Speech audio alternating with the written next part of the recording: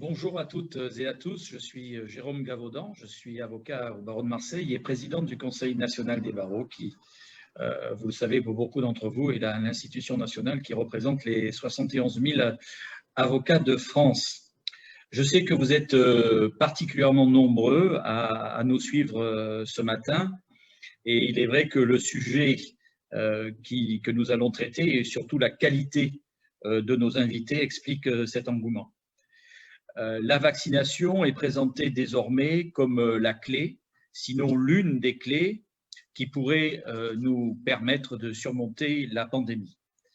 Avec la vaccination viennent, et c'est naturel, les espoirs, mais aussi les rumeurs, les fantasmes, dans un monde compliqué où nous subissons depuis une année beaucoup de sidération, beaucoup de souffrance, d'inquiétude dans nos vies personnelles, familiales et professionnelles. Et force est de constater que ce que nous vivons aujourd'hui est historique à tout point de vue, car si le virus est apparu en Chine à la fin de l'année 2019, le premier vaccin efficace est annoncé dès la fin de l'année 2020. Je crois que jamais dans l'histoire de la médecine ou des soins, une telle gageure avait été accomplie. Oui, donc la Covid, dans l'histoire de la médecine et de l'humanité en réalité, paraît être une séquence totalement hors norme. Et avec elle, tout est bousculé. Avec elle, tout a basculé dans l'inédit. Et le droit, en premier, le droit qui nous préoccupe tant, nous professionnels du droit, et en particulier nous autres, les avocats. Et dans ce contexte, la question se pose: comment l'exigence démocratique, qui passe par le respect des libertés, s'accorde-t-elle avec l'urgence sanitaire que nous vivons et dont nous sommes tous conscients? Et plus précisément, comment l'exigence démocratique se combine précisément avec l'urgence vaccinale, puisque c'est de ça dont nous voulons parler ce matin. Avec les vaccins Covid-19 sont arrivées les questions de consentement, les questions de responsabilité, les questions de liberté d'aller et de venir, la question des protections des données personnelles, de secret médical, protection de la société, protection des individus, toutes questions qui ne sont pas simplement éthiques, qui ne sont pas simplement médicales, mais qui aussi doivent se traduire par une évolution du droit, ou en tout cas par une réflexion des juristes dans le cadre de la vie démocratique que nous souhaitons les uns et les autres, bien sûr, préserver. Et à l'heure où l'Union européenne négocie apparemment, en dehors de ses compétences juridiques, d'un passeport sanitaire, les juristes et nous autres avocats, bien humblement, qui voulons réfléchir à ces questions, sommes pris de vertige. Nous avons la chance aujourd'hui de recevoir deux médecins qui sont au cœur de la crise, chacun jouant son propre rôle. Monsieur le professeur Alain Fischer, vous êtes immunologue et coordinateur national de la stratégie vaccinale. Vous conseillez le gouvernement qui, lui, rend ses arbitrages et décide, il est dans son rôle. Je suis très honoré, nous sommes tous très honorés de vous recevoir, même à distance, et je vous remercie d'avoir accepté cette invitation dans cet événement du Conseil national des barreaux. Nous avons beaucoup de questions, il y a beaucoup de questions. Nous avons appris un peu à vous connaître, vous êtes un homme prudent et vos réponses seront donc d'autant plus précieuses. Monsieur le docteur Jean-Paul Hamon, vous êtes médecin généraliste, président d'honneur de la Fédération des médecins de France. Nous vous connaissons depuis que, avec Christiane Ferrel-Schul, vous aviez, dans nos combats communs, fondé le collectif SOS Retraite. Vous êtes un lanceur d'alerte, un pied dans votre cabinet, un autre dans le débat public. Vos interventions sont redoutées parfois, attendues toujours. Votre expérience de terrain, votre vision du système de santé nous seront très profitables et nous attendons beaucoup de ce débat. Merci à Florian Borg, avocat au barreau de Lille, secrétaire du bureau du Conseil national des barreaux, qui apportera les éclairages juridiques avec nous tous utiles à ce débat. Ces débats qui seront animés et modérés par Madame Marina Chauvel, qui est avocate au barreau de Rouen et membre du Conseil national des barreaux. Je la remercie aussi. Et elle siège à la commission communication de notre institution. Merci de cette présence, merci de votre rigueur, merci de pouvoir répondre à l'immensité des questions qui sont posées. On fera ce que nous pourrons, mais en tout cas, merci d'être là. À tous, un bon débat, riche et nourri. Je vous remercie. Et Marina, vous avez la parole. Bonjour à tous. Monsieur le Président, je vous remercie pour vos propos introductifs qui nous permettent de comprendre l'importance de ce e-débat qui est aujourd'hui ouvert au public et pas seulement réservé à nos confrères. Alors, le nombre de questions adressées avant l'ouverture de ce e-débat révèle effectivement l'intérêt qui est porté à la question du passeport vaccinal. Je suis modératrice. Mon rôle consistera donc à poser toutes les questions que vous nous envoyez sur le chat. Nous avons l'honneur et le plaisir d'accueillir 3 intervenants de qualité qui répondront à vos questions. Je vais commencer par leur passer la parole pour qu'ils se présentent et qu'ils nous donnent leur point de vue sur le sujet de ce e-débat, vaccins et passeport vaccinal, les libertés à l'épreuve de la sécurité sanitaire. Je vais passer la parole au professeur Alain Fischer, professeur d'immunologie pédiatrique, chercheur en biologie et président du conseil d'orientation de la stratégie vaccinale anti-Covid-19. Professeur. Merci madame, merci de cette invitation et c'est toujours enrichissant de pouvoir débattre avec des personnes ayant un autre horizon professionnel, culturel et je pense que cela sera très très utile. Vous avez rappelé tout à l'heure en introduction, M. Gavaudan, l'importance de la vaccination. C'est un des 2 piliers qui vont nous permettre de sortir de la crise liée à l'épidémie de SARS-CoV-2. Le second pilier, bien sûr, ce sont toutes les mesures barrières. Je ne vais pas m'étendre là-dessus, mais il ne faut pas les oublier. La vaccination seule ne peut rien.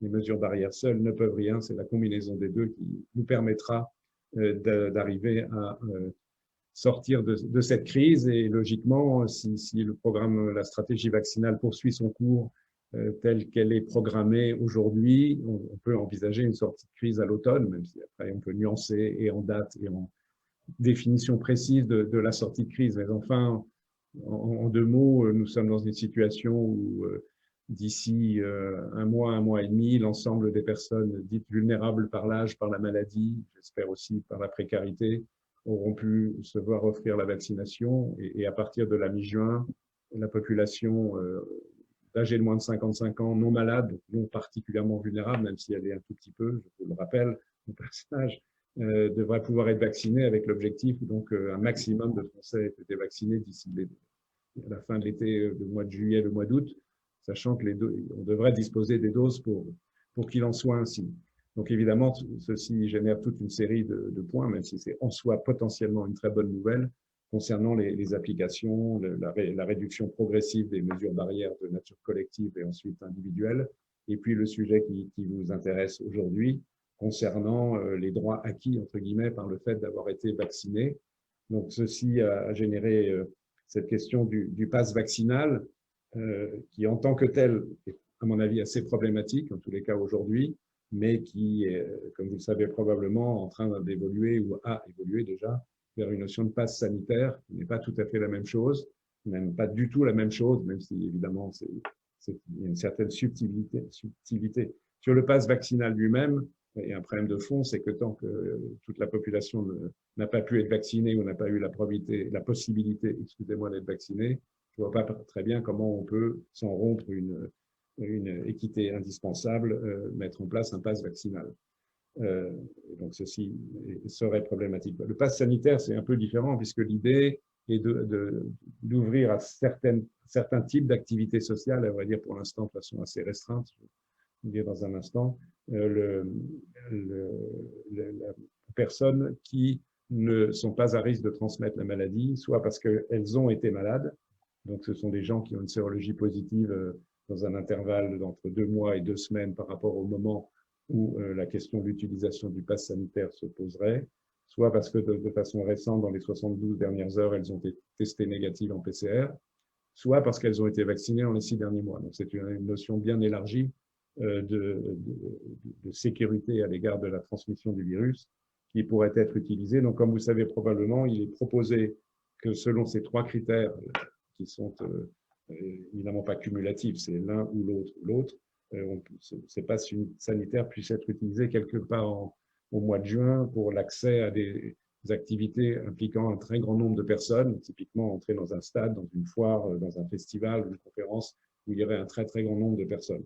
Pour l'instant, il n'est pas prévu que cela soit utilisé dans d'autres circonstances de la vie sociale, aller au café, au restaurant, à l'université, etc., uniquement dans ce cadre-là. Donc, ce qui est un cadre relativement restreint, ce qui, à mon avis, atténue la problématique telle qu'elle pouvait être envisagée initialement avec un concept de passe vaccinal proprement dit, qui, à mon avis, à nouveau, serait assez problématique. Donc, derrière se pose aussi la question, évidemment, des voyages, des exigences qui viendront des pays voisins et de la France à l'égard de nos compatriotes européens et non européens. Et sur ce plan, on peut espérer qu'il y aura une harmonisation européenne au moins de ce type de passe vaccinal. Donc, en termes de propos liminaires, je m'arrête là. Je vous remercie, professeur. Je vais maintenant passer la parole au docteur Jean-Paul Hamon, médecin généraliste et président d'honneur de la Fédération française des médecins de France. Docteur. Oui, je vous remercie de m'avoir invité. Effectivement, comme le professeur Fischer, je suis toujours intéressé et je l'ai vu dans les questions qui avaient été posées que les problématiques juridiques qui sont les questions qui ont été posées étaient un peu loin de nos préoccupations. Mais c'est vrai aussi que là, récemment, je me dis qu'on est quand même dans un espèce de luxe de précaution quand on pense que deux commerciaux que je connais sont allés à Singapour récemment et que à l'aéroport, ils ont été enfermés dans un hôtel pendant 14 jours avec un bracelet électronique. Ils ont été testés tous les jours. Avant de pouvoir sortir. Donc, si vous voulez, on est en train de parler de dictature en France, mais je trouve que quand on voit qu'à Singapour, ils n'ont quasiment plus de cas, on voit que nous, on a encore de la marge avant d'atteindre ces restrictions-là. Quand on pense qu'on dit qu'on est en train de fermer les frontières avec le Brésil ou l'Inde et qu'on demande poliment aux gens, quand ils arrivent à l'aéroport, à quel endroit ils vont se confiner et qu'ils pourraient recevoir la visite de la maréchaussée pendant 14 jours et une amende s'ils ne respectaient pas. Je trouve qu'il y a quand même de la marge et que la discussion peut être intéressante en se comparant un petit peu avec des pays qui ont réussi, eux, à éradiquer le virus. Je vous remercie, docteur. Je passe maintenant la parole à mon confrère Florian Borg, secrétaire du Conseil national des barreaux. Oui, merci. Peut-être rappeler un peu le cadre de cette question du pass sanitaire, parce qu'il se pose à la fois au niveau européen et au niveau national.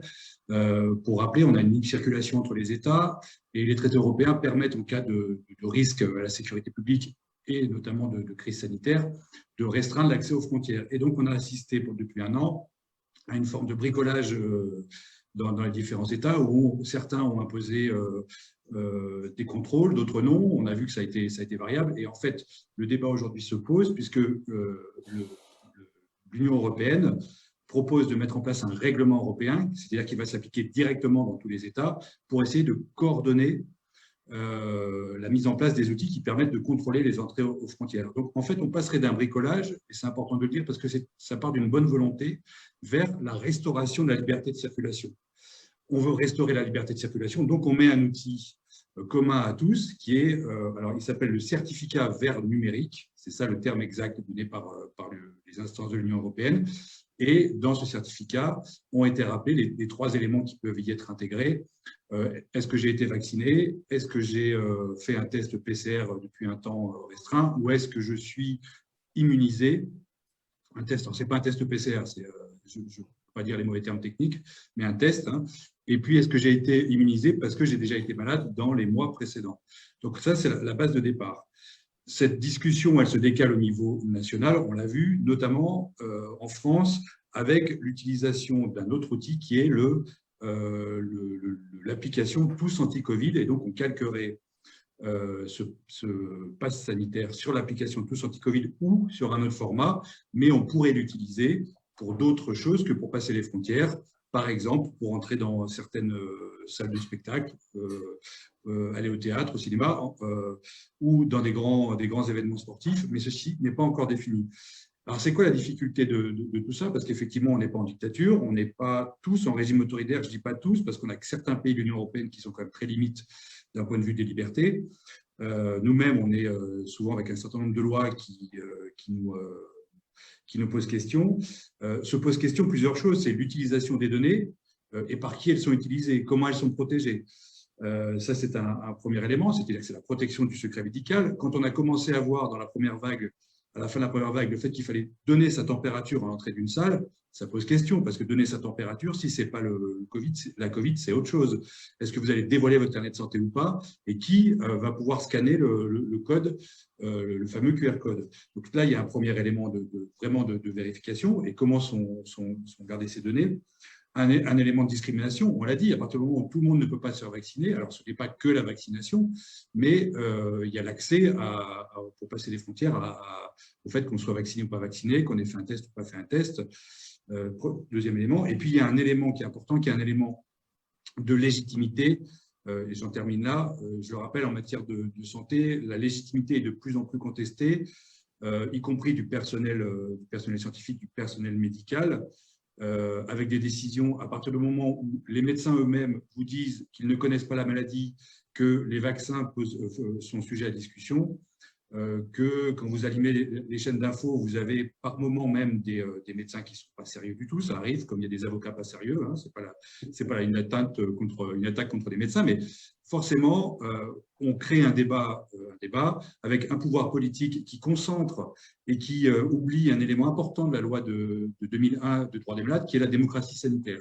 Et aujourd'hui, les décisions sont prises dans un cadre qui manque de transparence. On vous dit qu'il n'y a pas besoin de masque, on dit si, le masque est obligatoire. Ça commence comme ça, avec une forme de mensonge au sommet de l'État par incompétence plus que par volonté ou par maîtrise de la communication politique. Forcément, ça pose une question de légitimité, une question de démocratie et donc une crainte sur l'utilisation des données, une crainte sur la sécurité des vaccins, par exemple.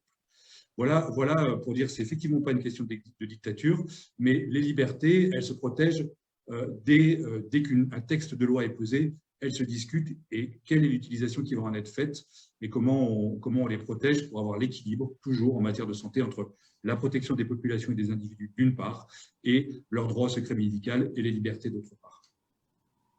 Je vous remercie, confrère. Nous avons reçu un nombre considérable de questions et nous continuons à recevoir beaucoup de questions. Je vais donc immédiatement entrer dans le vif du sujet avec une première question. Quand j'étais petit, je suis né en 1959, je devais présenter mon carnet de vaccination tous les ans à la visite médicale de l'école. Si celui-ci n'était pas à jour, je devais faire un rappel. En quoi exiger une vaccination dans l'intérêt général est-il attentatoire à la liberté, sauf contre-indication médicale évidemment? Docteur Hamon, vous souhaitez répondre? Je veux bien répondre parce que j'ai connu en 1956 une vague une épidémie de variole.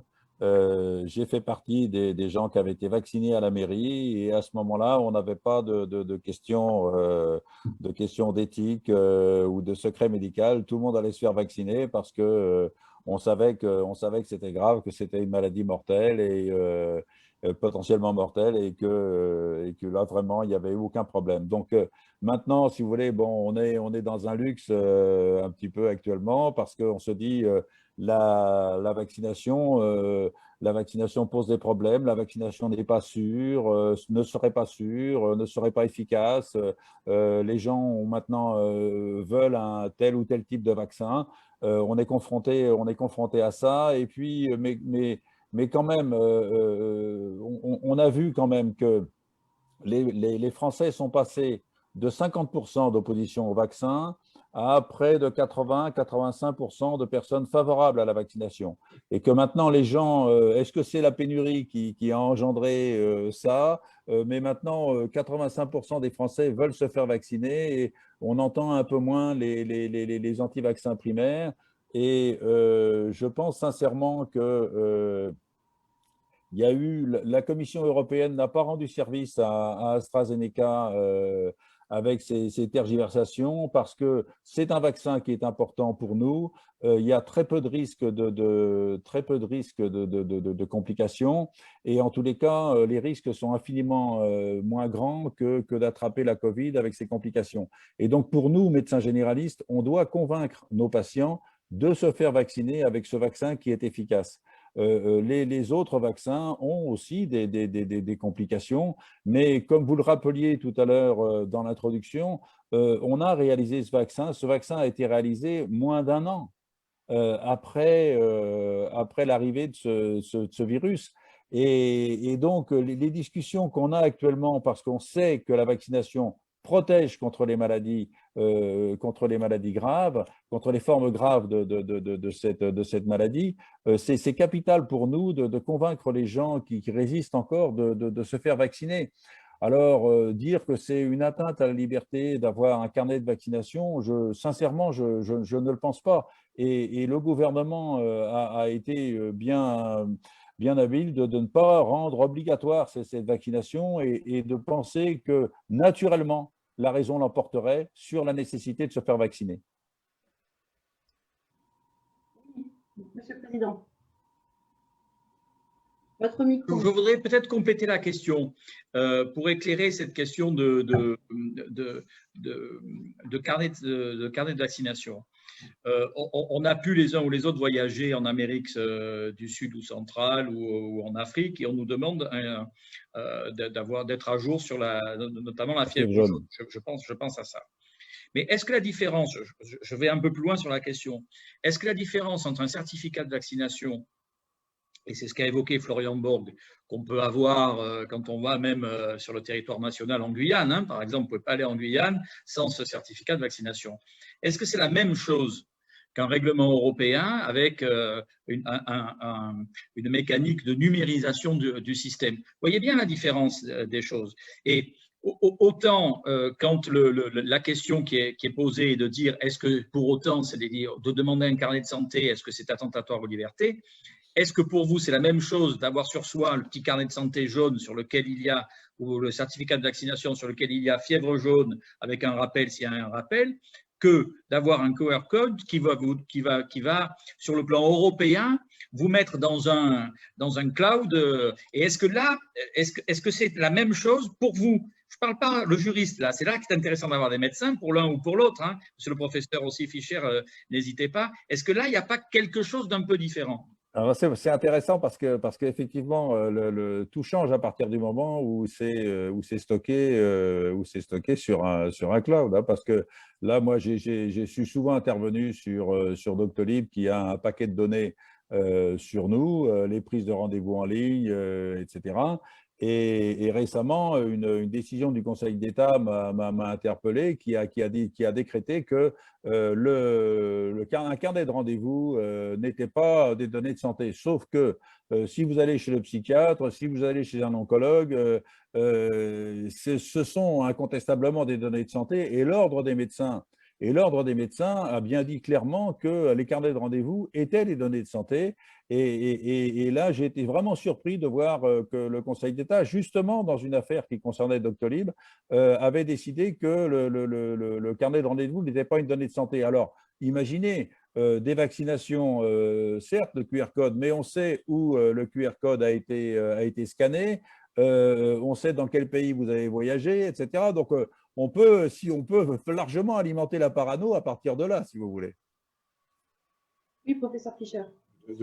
Sur la question initiale, je voudrais juste rappeler que la vaccination a deux importantes composantes. Le bénéfice individuel, c'est évident, mais aussi le bénéfice collectif. C'est un bien public et c'est l'intérêt de notre société. Les gens se vaccinent parce qu'en se protégeant soi-même, on protège les autres. En tous les cas, avec les vaccins qui agissent sur la transmission de l'infection, du virus, et on sait que pour les vaccins ARN, au moins, c'est le cas en ce qui concerne le Covid, ce facteur entre en ligne de compte. Donc, cette dimension collective qui est très forte dans la vaccination des enfants, et où la variole, dont heureusement nous n'avons plus besoin puisque la maladie a été éradiquée, elle existe encore pour le Covid, et je pense que même si elle ne donne pas le droit de faire n'importe quoi, elle ne peut pas être absente de la réflexion des décisions prises en termes de santé publique. Spécifiquement à propos de l'élément que vous avez ajouté, M. Gavaudan, je pense qu'il y a deux questions, c'est la nature des données et la diffusion, la transmission des données. La nature des données, dans le point dont on discute aujourd'hui, le pass sanitaire, c'est finalement l'information qui passe, et ce n'est que celle-là qui passe, c'est que vous n'êtes pas à un temps T susceptible, en principe, de transmettre l'infection, parce que vous avez été ou déjà infecté, ou vous êtes négatif, ou vous avez été vacciné, mais les trois informations ne sont pas données. Il y a seulement un message qui est « vous n'êtes pas susceptible de transmettre le virus au moment où vous présentez votre passe ». Donc la nature des données est quand même assez limitée. Et par ailleurs, là, par contre, je rejoins absolument la nécessité d'être vigilant, même si la nature des données est limitée, sur à qui sont transmises ces données et d'avoir les garde-fous nécessaires, sur qu'il n'y ait pas de constitution de base de données à partir de cela. Ceci n'est pas justifié, donc je pense qu'il faut s'assurer des garanties qu'il en sera bien ainsi. Je vous remercie. Une nouvelle question. Alors, Florian, vous avez déjà commencé à évoquer ces différents points. Quel fondement juridique s'oppose à la mise en place de passeports vaccinaux? Je crois qu'on peut dire quel fondement juridique s'oppose ou pas à la mise en place de passeports vaccinaux. Alors, on parle bien, c'est le pass sanitaire, ce n'est pas un passeport vaccinal. Oui, c'est vraiment deux choses distinctes. Très différent. La première chose, parce que le passeport vaccinal, c'est y compris la première question. On a aujourd'hui en France toujours l'obligation, je crois que c'est 11 vaccins, hein, oui. Et le Conseil d'État a confirmé que l'obligation d'avoir 11 vaccins pour tout le monde n'était pas une atteinte à l'intégrité physique au sens de l'article 8 de la Convention européenne des droits de l'homme, basée sur des données scientifiques. Et la sanction, elle est surtout pour les enfants scolarisés ou en crèche, puisque si vous n'êtes pas vacciné, on peut vous fermer l'accès à l'école ou à la crèche, ce qui va poser après des conflits entre le droit à l'instruction d'un côté et le droit à la santé de l'autre. Ça, c'est sur la question vaccinale. Mais les limitations, donc l'obligation de vaccination, c'est effectivement le premier point juridique qui pourrait empêcher une obligation de se faire vacciner, c'est la protection de l'intégrité physique de la personne. Est-ce que les données scientifiques sont suffisamment… est-ce qu'on a assez de données scientifiques pour démontrer que le coût bénéfice-risque ne met pas en danger la personne qui se fait vacciner? C'est tout le débat sur les thromboses que l'on a pu avoir. Mais donc, il y a bien un élément fondamental juridique qui est la Convention européenne des droits de l'homme qui dit protection de l'intégrité physique. Aujourd'hui, tel que le débat est posé, à mon avis, devant le Conseil d'État dirait le coût bénéfice-risque est démontré en faveur de la vaccination, donc on n'a pas de blocage juridique là-dessus. La deuxième chose, sur le pass sanitaire, cette fois-ci, c'est-à-dire qui contient les autres données. Alors d'abord, je ne sais pas si on va auxquelles données, parce que dans le règlement européen, le projet, c'est quand même une quarantaine de données qui sont stockées dans le pass sanitaire. La question, c'est qu'est-ce qui va être lu après par le QR code? On a une quarantaine de données. Alors, ça a peut-être évolué avec la discussion parlementaire, mais dans le règlement initial, on a une quarantaine de données en annexe. Mais quel serait le blocage juridique pour empêcher un pass sanitaire? Ce serait un pass sanitaire qui donnerait des obligations qui ne seraient pas possibles pour l'ensemble de la population. C'est là où il y a un élément de discrimination. Si on vous dit une obligation de vaccin ou d'un test et que le test coûte 250 € dans certains pays, là, vous avez un blocage parce que vous n'avez pas un accès gratuit au test et donc on vous met un blocage financier et vous ne pouvez pas passer une frontière pour des raisons financières. Ça peut être un blocage et une interdiction au test, au passeport sanitaire, par exemple. Ensuite, il y a une autre donnée qui est la liberté de circulation. Et là, c'est l'inverse, c'est que la liberté de circulation elle va plutôt pousser à mettre en place le pass sanitaire à ceci près que si vous n'avez pas encore une fois accès au test ou au vaccin, la liberté de circulation sera limitée. Donc, ça pourrait être un empêchement juridique de mettre en place ce pass. Et puis, le dernier élément, c'est bien sûr l'atteinte au secret médical et aux données de santé, parce que ce n'est pas que le secret médical, c'est aussi le règlement général de protection des données. Qu'est-ce qui est mis en place pour éviter que les données soient utilisées autrement que par l'objet principal, qui est de permettre de passer les frontières. Et c'est là où il y a vraiment une vraie difficulté, à mon sens. C'est, je trouve que le règlement tel qu'il est proposé ne pose pas d'interdiction. C'est-à-dire qu'il ne dit pas aux États, on met ce pass pour permettre de passer les frontières, mais on ne vous empêche pas de l'utiliser pour autre chose. Et le fait que ce ne soit pas écrit, ça veut dire que certains États, peut-être en France, peuvent utiliser ces passeports pour d'autres buts que ce qui est prévu par le règlement européen. Et moi, c'est là que j'ai une inquiétude.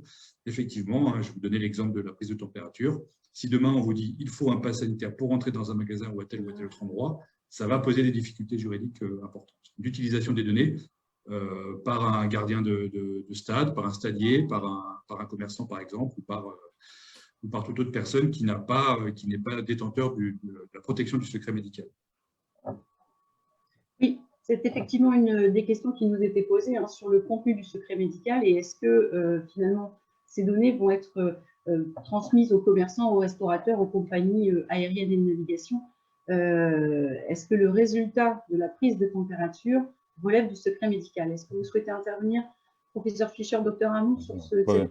Non, juste ponctuellement, ce qui est prévu, mais on verra ce que le Parlement décidera in fine, mais ce qui est prévu, c'est que l'information qui sera délivrée, c'est le fait que la personne, il y aura en gros, c'est vert ou c'est rouge, c'est vert parce que d'une façon ou d'une autre, sans en connaître les détails, la personne présente les garanties qu'elle n'est pas en situation de transmettre le virus. Point final. Oui, en ce qui concerne la prise de température, ça va être ultra simple. Il n'y aura aucune donnée de transmise. Hein. Il n'y a pas de prise de température. Si c'est le stadier qui prend la température, il vous interdit l'entrée. Il vous interdit l'entrée si vous avez 38. Hein. C'est aussi simple que ça. Donc là-dessus, je pense qu'il n'y a pas d'angoisse à avoir sur ce point. Ce n'est pas l'objet, en plus. Là, dans le cadre de ce qu'on discute du pass sanitaire, bien sûr, il n'y a pas d'autres informations que les trois dont on a parlé initialement. Enfin, l'une des trois. Très bien. Alors, une autre question. Et effectivement, les termes qui sont repris systématiquement, c'est passeport vaccinal. Alors, on peut étendre à passe sanitaire puisque Florian Borg a bien expliqué la différence. Comment peut-on justifier l'obligation d'un passeport vaccinal sur la base d'un vaccin dont les laboratoires reconnaissent eux-mêmes qu'il est en phase expérimentale jusqu'en 2023 au moins? Oui, là, je pense qu'on ne peut pas retenir cette expression de caractère expérimental d'une situation où aujourd'hui, près d'1 milliard de personnes dans le monde ont reçu des vaccins, soit ARN, soit les vaccins adénovirus, avec des résultats qui ont été largement validés, comme on dit, en population réelle, c'est-à-dire après les essais cliniques, par exemple en Israël, puisque ce sont les premiers qui ont vacciné, où des études sur 600 000 personnes montrent que ces vaccins sont efficaces à plus de 90% pour protéger contre la maladie, contre les formes graves, contre le décès, enfin bref, les choses sont très, très solides. En Grande-Bretagne, il y a des données aussi sur des centaines de milliers de personnes concernant à la fois les vaccins ARN et les vaccins adénovirus.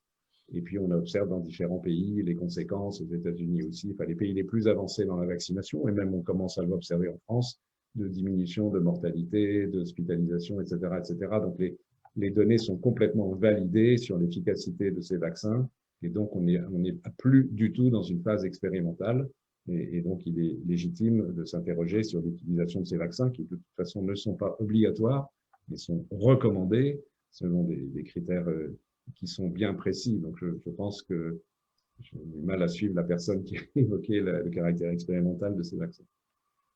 Oui, et rapidement, maintenant, il y a des études qui montrent clairement que les personnes vaccinées transmettent beaucoup moins de charges virales et donc, c'est vraiment capital que les gens se vaccinent massivement. Alors, une question qui va concerner tous les trois, puisqu'il y a à la fois un aspect médical et un aspect juridique. Elle est un petit peu longue. Alors, l'idée d'un passeport vaccinal est manifestement liberticide. Il a été affirmé par la communauté scientifique que tous les vaccins n'assuraient pas le même niveau de protection. Aucune information n'a été donnée sur la nécessité d'un rappel périodique. Si ce passeport devenait obligatoire pour les Français, sa détention le serait-elle exigée pour toute personne entrant dans notre pays? Existe-t-il des cas pour lesquels la vaccination serait incompatible avec l'état de santé des personnes?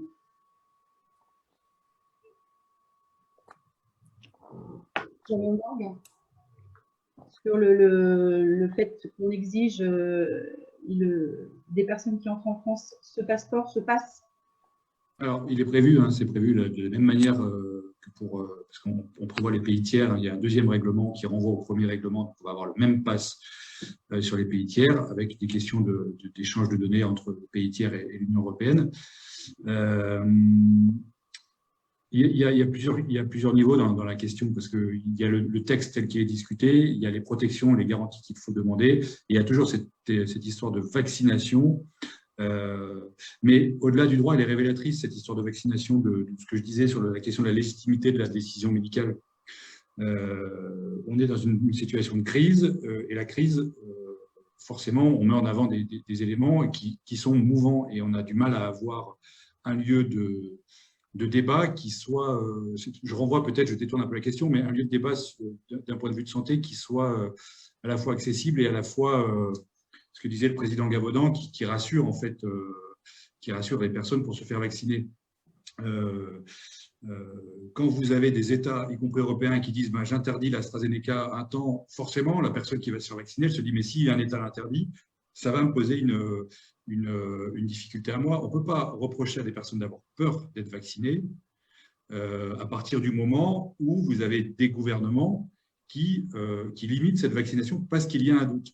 Vous ne pouvez pas demander à un citoyen ou une citoyenne de ne pas craindre ce qu'un gouvernement lui-même craint. C'est ça la difficulté. Donc, toute la difficulté, notamment pour le milieu médical, et qui a une vraie responsabilité là-dessus, en plus de la prise en charge qui est lourde de la Covid, c'est de rassurer, mais de rassurer avec des arguments qui soient des arguments de consensus. Et c'est vrai que ce consensus, il a du mal à se dégager.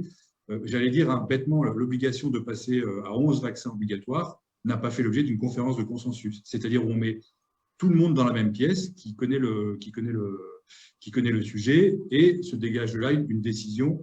Il n'y a pas eu de conférence de consensus en tant que telle. Il y a eu plusieurs études qui ont montré qu'il fallait passer 11 vaccins. Et donc, on a un terreau qui est déjà compliqué, avec en plus les gens ont l'impression que les décisions sont prises avec des conflits d'intérêts. On va se dire, mais tel médecin, tel ministre, c'est la femme de telle personne qui est à tel endroit. Et c'est sur ce terrain-là qu'il faut répondre, qu'il faut rassurer. Et rassurer, ça veut dire un consensus médical et des décisions qui aient un accès démocratique. Parce que la liberté, elle repose sur la démocratie, sur la prise de décision démocratique. Et rassurer les gens, c'est aussi permettre de les éclairer dans leurs décisions. Et ce qui est d'ailleurs un des droits des malades, le consentement aux soins. Et le consentement aux soins, il repose sur l'information. Et ça, c'est les premiers articles du Code de la santé publique. Souhaitez-vous intervenir? Oui. On Fischer et puis après. Juste petit rappel historique, je ne suis pas tout à fait d'accord avec vous, mais ce n'est pas le sujet du jour, mais bon, il y a un petit lien quand même. Concernant la décision de rendre obligatoire les vaccinations des nourrissons, il y a eu beaucoup de discussions. Il y a eu une conférence citoyenne, c'est très peu que je m'en suis occupé. Donc, il n'y avait pas un consensus, parce que c'est strictement impossible d'obtenir un consensus sur cette question. Mais le moins qu'on puisse dire, c'est qu'il y a eu un très long débat avec énormément d'acteurs qui s'y sont intéressés et, in fine, la décision a été respectée. Même si on peut éventuellement avoir une espèce de doute philosophique sur la notion d'obligation, mais de facto, ça a fonctionné, les enfants sont vaccinés, il y a ce type de difficulté est derrière nous. Mais après, je vous rejoins sur le fait qu'il est absolument nécessaire qu'une information la plus claire, transparente et intelligible soit disponible pour tous les citoyens. Je pense que les médecins généralistes ont un rôle absolument majeur. Je ne dis pas ça parce que Jean-Paul Hamon est là, mais parce que je le pense, j'ai déjà eu bien d'autres occasions de le dire. Je pense que ce sont les personnes les mieux placées pour expliquer à la population les tenants et les aboutissants de la vaccination. Il y a une marge d'incertitude, d'où des décisions un peu différentes. Vous y allusion que certains pays du nord de l'Europe aujourd'hui ne vaccinent plus avec l'AstraZeneca. Il faut aussi savoir qu'ils le font parce qu'ils n'ont pas de problème de vacciner avec le reste des vaccins. Donc, l'analyse bénéfice-risque est encore plus compliquée. Mais c'est vrai que ce paysage forcément contrasté d'informations de nature plus ou moins bienveillante ou malveillante qui circulent dans les médias compliquent le processus d'explication. Et je pense que ce n'est pas une raison d'y renoncer.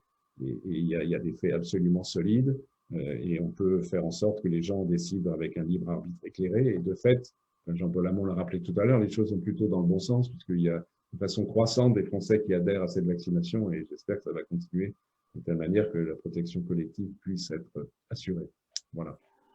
Oui, on part de loin, hein, parce que c'est vrai que nous, en France, on a traîné quand même la vaccination H1N1 de 2009, où tout le monde avait découvert que la France avait payé 50% plus cher les vaccins, etc., pour en commander beaucoup. Et puis finalement, on avait fait assez peu. Donc, il s'en était sorti une espèce de sentiment de collusion entre l'industrie pharmaceutique et le gouvernement, alors que en fait, la volonté était d'avoir absolument des vaccins et ils avaient payé plus cher pour être certains de les avoir. Donc l'Europe avait tiré un peu les conclusions de ça et résultat, bon, on s'est retrouvé avec des pays qui avaient fait des contrats directement avec certains types de certains laboratoires. Donc il y a une méfiance qui s'est installée. Mais ceci mis à part, après il y a eu l'hépatite B et toute cette polémique sur l'hépatite B. Mais l'hépatite B, alors donc ce qu'on dit nous, c'est que pour les médecins et les professionnels de santé, elle est obligatoire. Et il n'y a pas naturellement pas plus de sclérose en plaques chez les professionnels de santé que chez les autres. Donc, pour nous, l'obligation du vaccin, c'est pas un souci. Le vrai souci, et le professeur Fischer l'a dit, c'est-à-dire que c'est de convaincre les gens de se faire vacciner contre l'AstraZeneca avec tout ce qu'on nous a plombé, le Copenhague et la Norvège, en ne vaccinant plus avec AstraZeneca. Et en plus, là maintenant, ils viennent de renoncer au Johnson & Johnson. Donc, si vous voulez, ils ne nous facilitent pas la chose. Et donc, on doit expliquer à nos patients qui nous connaissent, qui nous font confiance depuis des années, que eh bien, le bénéfice-risque, il est largement en faveur du vaccin. Et c'est vrai que quand Jean Castex a dit qu'il voulait faire vacciner Sheila, il faudrait qu'il en fasse vacciner un paquet pour que les gens arrivent plus détendus dans nos cabinets. Très bien. Une question. Non, pardon.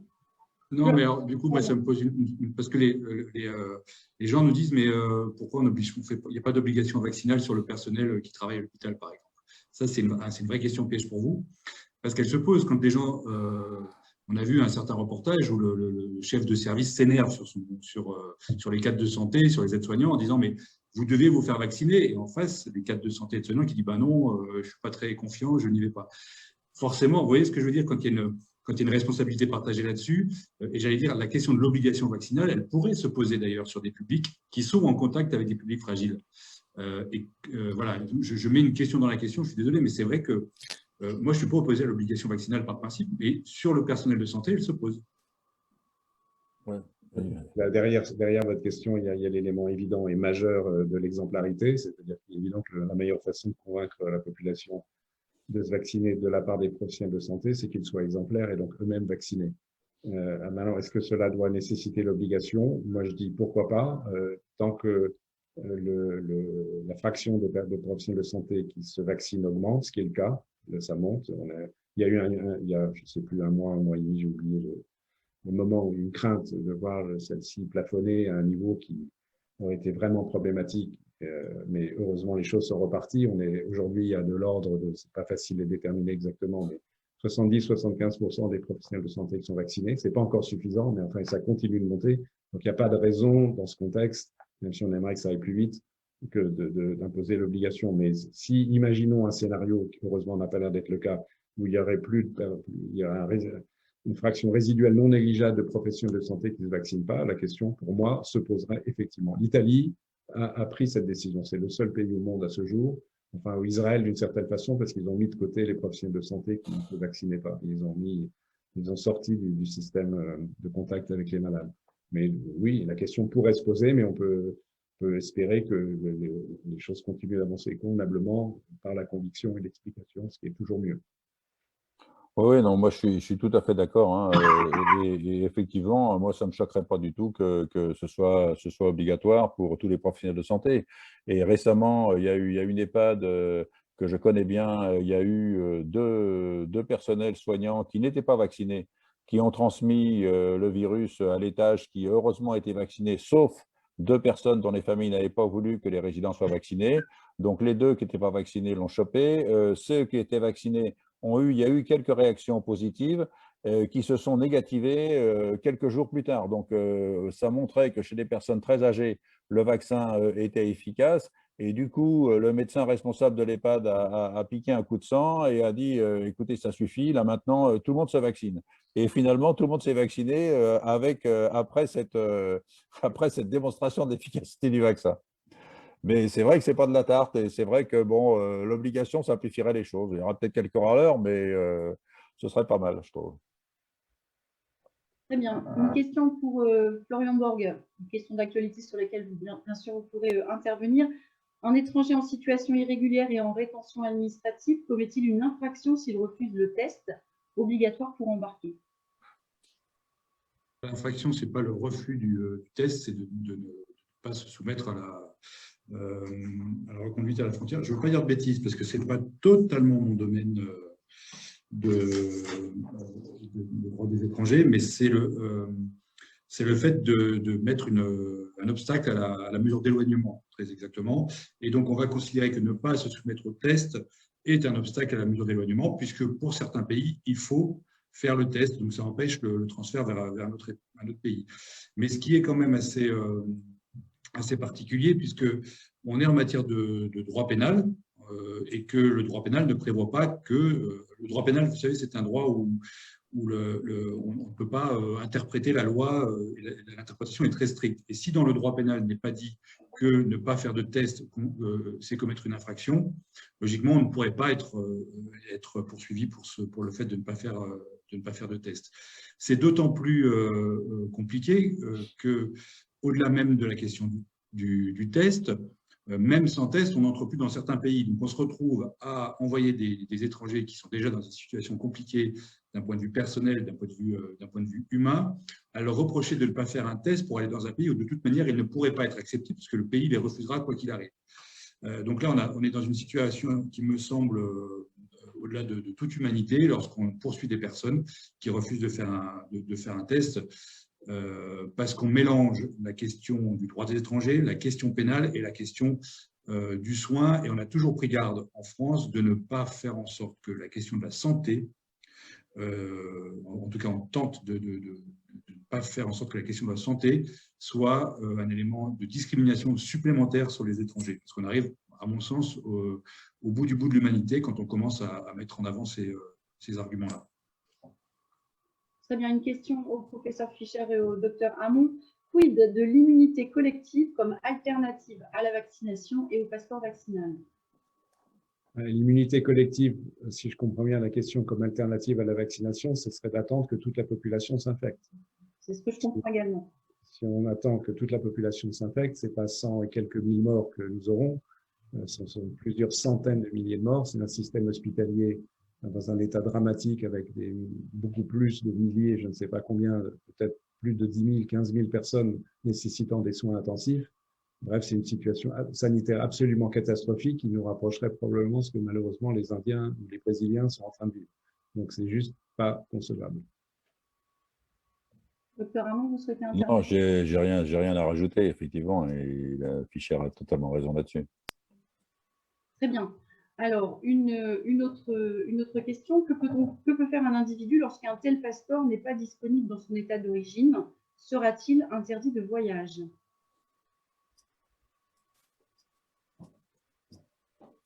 Florian Borg. Monsieur Borg. Eh ben, il faudrait qu'on puisse avoir les éléments en réalité, parce que tout ça pour le moment n'est pas défini et toujours en discussion, mais bien évidemment, si les pays tiers, ce qu'on appelle les pays tiers à l'Union européenne, ne mettent pas en place les éléments de vérification, alors ce n'est pas forcément le pass tel qu'il est prévu à l'Union européenne, il faut faire attention. Il y a des alternatives, c'est-à-dire que si vous démontrez que vous avez bien eu un vaccin dans un autre pays et qu'il est reconnu au niveau de l'Union européenne, vous pourrez quand même passer la frontière. Mais en revanche, et ça ne dépend pas tellement de l'Union européenne, ça va dépendre de chaque État. Chaque État peut décider de limiter l'accès à son territoire pour des États sur lesquels la pandémie est très développée. C'est le cas du Brésil, par exemple, aujourd'hui. On va limiter l'entrée au territoire ou on va imposer une quarantaine. Donc, c'est déjà le cas dans notre droit interne, notre droit français. On a les éléments pour empêcher l'accès au pays ou alors avec quarantaine, en vérifiant l'état de santé des personnes qui rentrent dans le pays de certains États pour lesquels les mesures ne sont pas prises. C'est typiquement le Brésil où on a un pouvoir, pour le coup, autoritaire et irresponsable sur la santé des populations. Et c'est marrant parce que c'est une réflexion plus large. Quand on parle de mesures liberticides, ceux les plus prompts à parler de mesures liberticides sont souvent les États les plus autoritaires ou les chefs de gouvernement les plus autoritaires. Avec le Brésil, on a vu aussi Trump qui pour lui parlait de mesures liberticides, quand bien même lui-même est un chef de gouvernement qui avait une pratique très autoritaire, notamment sur les migrants à l'entrée de son pays. Donc, c'est pour ça qu'il y a un équilibre particulier sur les libertés et la santé, où il faut vraiment mesurer à quel point on prive de liberté au bénéfice de la santé et jusqu'où on ne peut pas aller. Et là, à mon avis, on ne peut pas aller. Ce sont les discriminations, ce sont l'atteinte au secret médical, c'est la vie privée et familiale. C'est là où il y a des limites il faut vraiment être très, très ferme, au-delà de la question de la liberté de commerce et d'industrie qui semble parfois primer sur le reste. Il y a une petite question aussi qui mérite d'être posée, c'est quel type de vaccin? Parce qu'on sait aussi que les vaccins chinois ne sont pas d'une efficacité féroce. Donc est-ce que quelqu'un qui aurait ces vaccins chinois aurait l'autorisation de rentrer? C'est une bonne question qui mérite d'être posée. À laquelle il n'est pas facile de répondre. Qui va se poser pour les Hongrois, hein, puisque les Hongrois ont autorisé Oui, au moins les vaccins russes. Je ne sais pas pour les Chinois, mais en tout cas, ça va se poser. Le russe, il est probablement raisonnablement efficace. Alors, une autre question. Y a-t-il un moyen d'établir des distances possibles à un vaccin donné? Par exemple, au hasard, je suis sujet à ce type de problème. Donc, AstraZeneca n'est pas indiqué dans mon cas. On me propose un autre vaccin. Et si je le refuse, tout vaccin, je m'expose à l'impossibilité de pouvoir aller dans certains pays. Je pense qu'on peut rester sur y a-t-il un moyen d'établir des distances possibles avec certains vaccins? Ponctuellement, c'est ce qu'en France, pour le vaccin AstraZeneca, il est recommandé pour les personnes âgées de plus de 55 ans, parce qu'on considère qu'en dessous, le bénéfice-risque est moins évident. Mais pour ces personnes, il y a une alternative. Ce n'est pas une situation où on ne peut pas se vacciner. On peut utiliser les vaccins ARN. Donc, il y a toujours une solution vaccinale pour tout le monde. Docteur Hamon, vous souhaitez intervenir? Non, je ne peux rien rajouter à ce qu'a dit Fischer. C'est totalement exact. Alors, il y a beaucoup de questions et surtout beaucoup de craintes sur la protection des données, en fait, en plus sur ce pass sanitaire. Et une question, comme pour tout dispositif imposant la détention de documents, comment s'assurer qu'un marché noir des QR codes négatifs n'existera pas? Autre question en lien, nous donnons chaque jour volontairement des informations à Google, à Facebook, à Deliveroo et à Doctolib et d'autres. Il est difficile de vérifier où sont hébergées les données et si elles ne sont pas revendues. Parler de confidentialité ou de protection des données aujourd'hui n'a plus beaucoup de sens.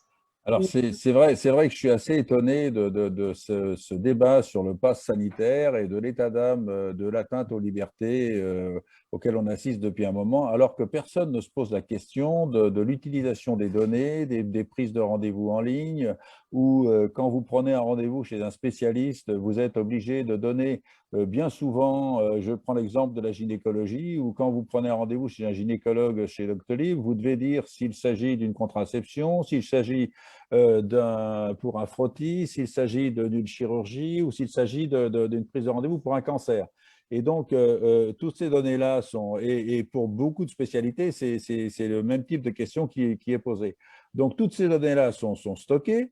Il y a eu, on n'a rien dit sur Doctolib qui n'avait pas le statut d'hébergeur de données de santé pendant des années et qui vient de les avoir récemment grâce à Amazon.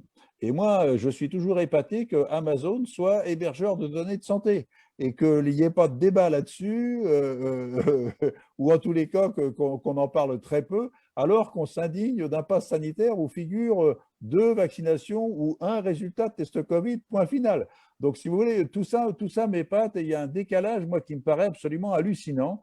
On ne s'inquiète pas assez de ce que deviennent vos données de santé. Et avec quelque chose qui maintenant a une position quasiment hégémonique en France, qui s'appelle Doctolib, qui se mêle de faire de la téléconsultation en plus. Et donc, tout ça me paraît absolument surréaliste. Je suis absolument d'accord. Et alors, dans un autre sens, la législation en France est extrêmement dure.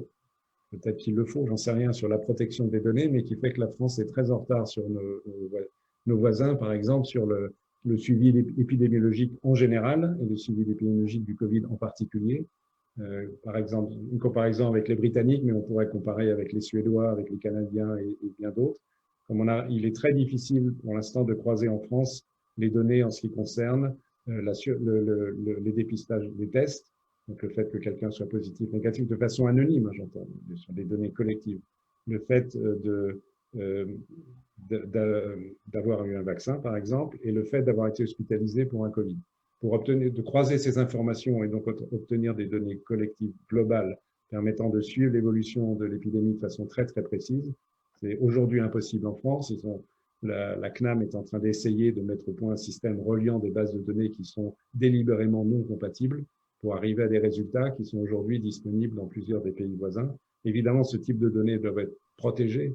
Ils ne doivent pas être, je suis complètement d'accord avec vous, Monsieur Borg, sur le fait qu'elles ne peuvent pas être utilisées à l'échelle individuelle à l'égard d'une personne et que ces informations soient diffusées, c'est juste inacceptable.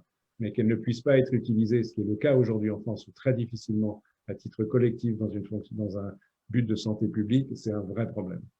Alors moi, je suis en partie en désaccord avec ce qui vient d'être dit, pas sur la fin de votre propos, Dr Fischer, mais la loi Touraine a ouvert les données de santé quand même de manière assez large, et que le problème de l'épidémiologie en France n'est pas qu'un problème d'accès aux données de santé, c'est aussi un problème de reconnaissance de la matière d'un point de vue médical, et que, y compris, on s'est rendu compte en 2004 avec la crise sur la canicule qu'en réalité, la veille sanitaire était plutôt un parent pauvre des politiques publiques de santé. Donc il y a quand même cet élément qu'il faut pas oublier. Le deuxième élément, c'est pas parce qu'aujourd'hui je pense que le débat sur les données de santé qui se pose aujourd'hui est presque salvateur. C'est-à-dire que lorsque justement on a eu le débat sur la loi Touraine sur les données de santé, on n'était pas très nombreux à organiser 2-3 colloques et à dire attention, quelles sont les protections, etc.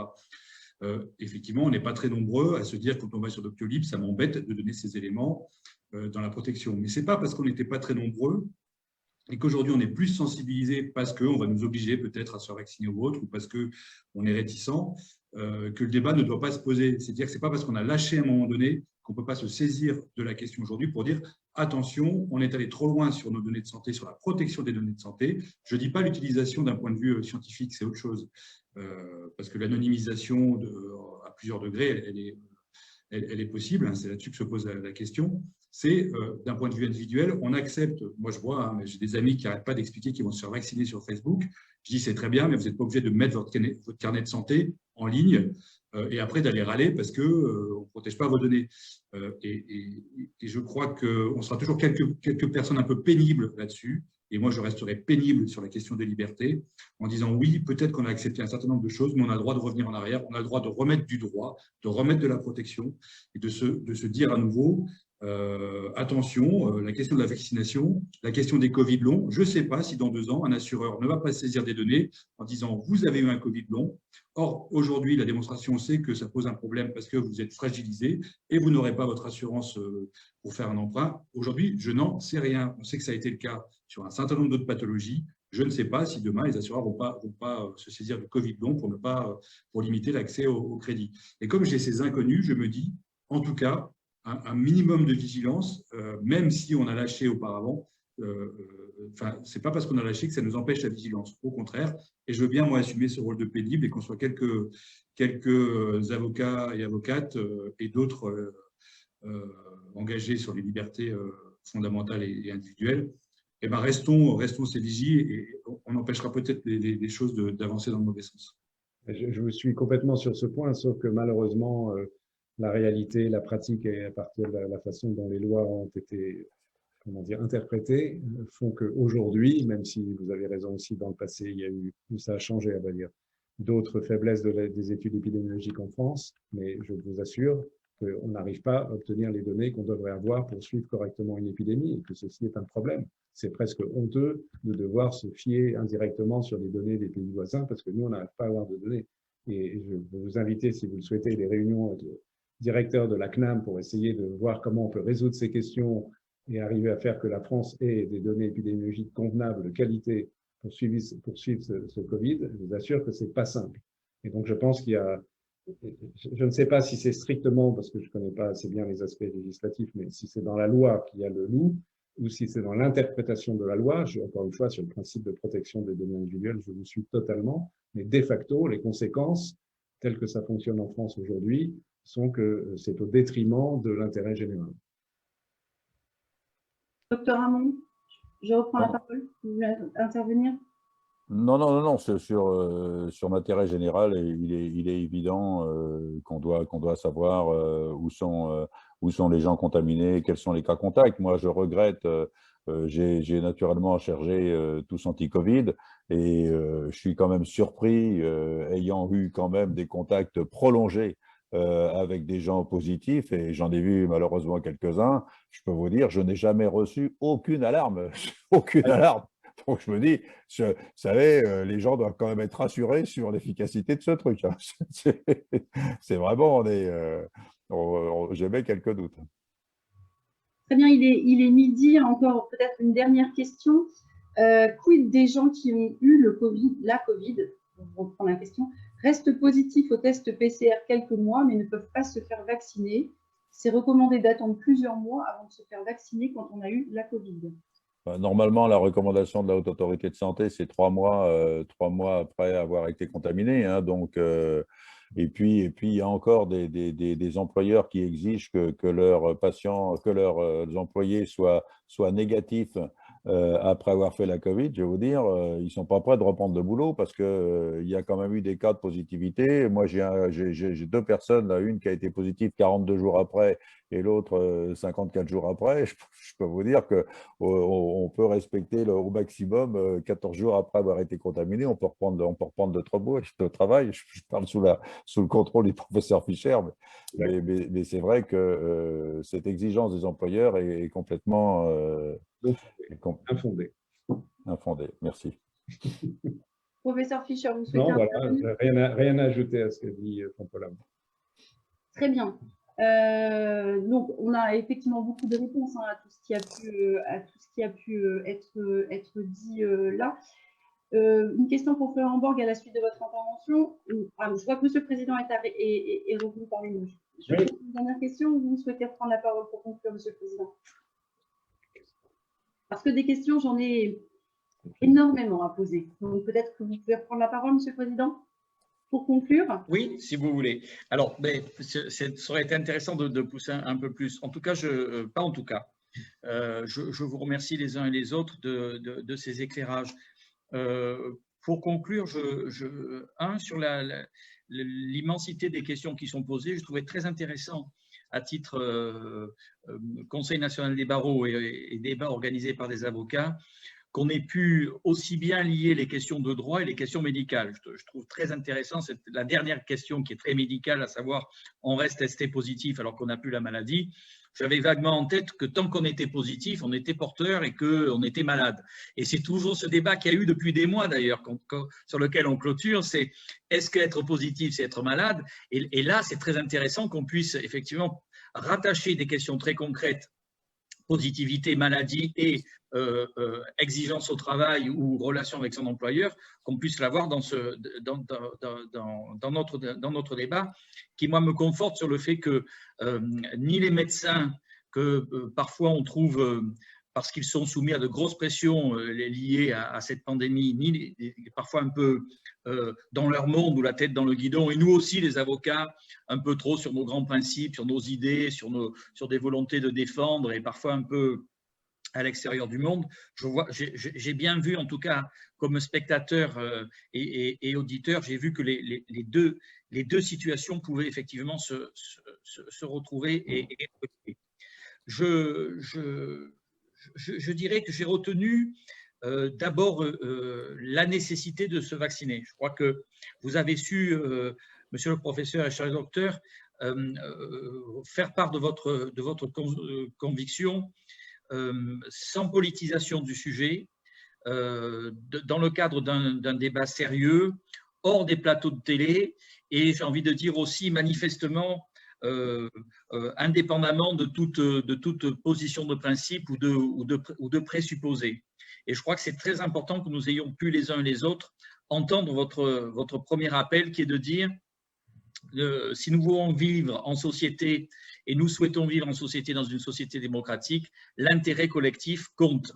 Et c'est vrai que pour nous, avocats, et c'est ce qui se note dans ce débat, c'est qu'une démocratie, pour respirer, c'est certes les intérêts individuels, la liberté individuelle, mais aussi l'intérêt collectif.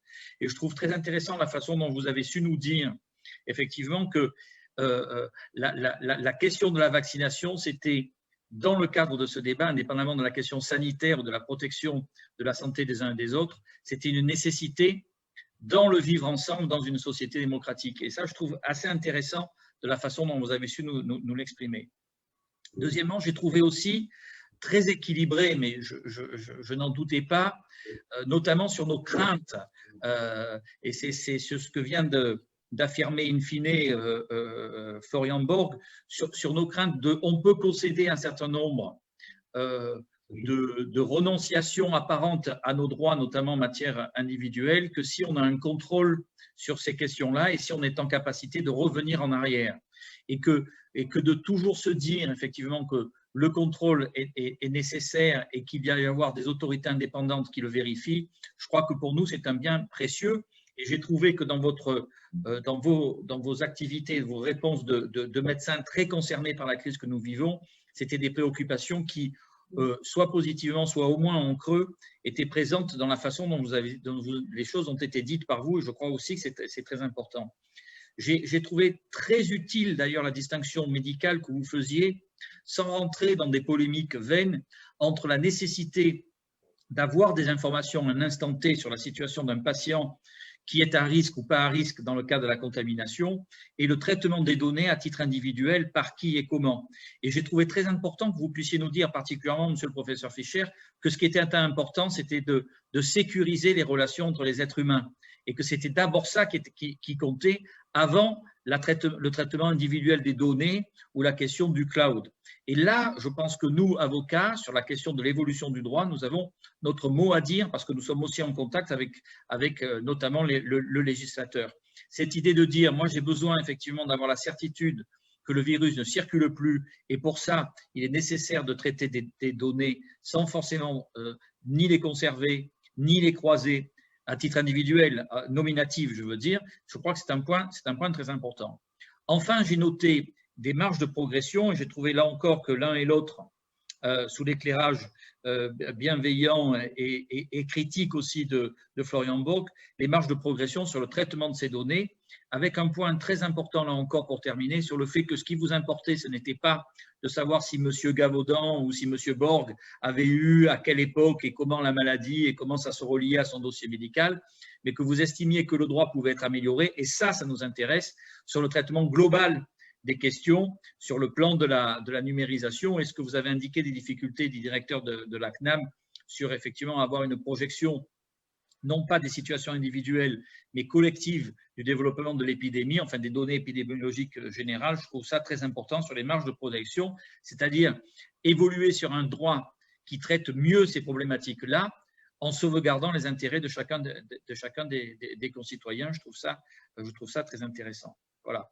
Et puis alors, pour terminer, parce que je suis un optimiste invétéré, quand j'entends que vous dites grâce à la vaccination, nous allons sortir de cette crise à horizon, et finalement un horizon assez court, même si vous êtes prudent, et nous savons qu'il faut être prudent, je trouve que ça nous laisse des perspectives très importantes et heureuses pour chacun d'entre nous, indépendamment du débat. Je termine pour remercier Marina Chauvel, parce qu'elle a su faire le tri de manière efficace de l'ensemble de ces questions, en les dosant, en invitant les uns et les autres avec beaucoup de calme et de sagesse à y répondre, et je crois que c'est important. Voilà. Je parle trop, comme toujours, mais je tenais à vous faire part de ces remerciements et de ces observations. Merci, monsieur. C'est un plaisir en ce qui me concerne. Merci, professeur Fischer. Merci, docteur Hamon. Merci, un plaisir. Et je mets fin à ce e-débat. Et peut-être s'il y a des développements, on va voir, peut-être refaire quelque chose dans quelques semaines en fonction des évolutions et des retours que nous avons sur le plan juridique et sur le plan de la pandémie aussi, sans prendre trop de votre temps qui, je le sais, est très précieux. Merci. Merci à vous.